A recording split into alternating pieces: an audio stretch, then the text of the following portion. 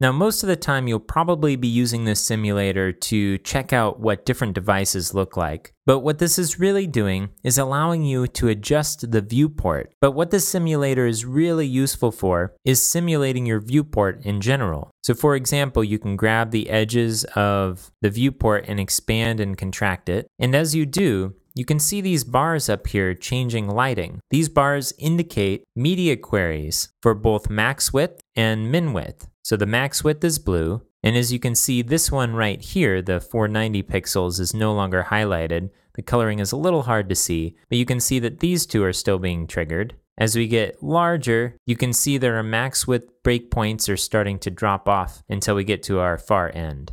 Our min width breakpoints, though, are cascading as we go. You can see the first three are highlighted here. So this can be useful to see where your breakpoints are actually coming into play. You can also see where the website is exceeding the size of the viewport. So you can see this darkness down here at the bottom. This just indicates that the website goes down past the bottom of the screen. As we shrink this, past the point where we can actually fit everything in the viewport horizontally, and we can get pretty small here, you can see the site starts to exceed the viewport on the right as well. Now I'm going to refresh this by selecting the iPhone 3GS again. If you don't see the media queries here, you can click the icon to the left right under the reset icon. Okay, so this will help us tighten up our layout for smaller devices. So we'll come back to this after we get our heading and slideshows squared away for slightly larger screens. Okay, I'm going to close this out by clicking this phone icon here and refreshing the page.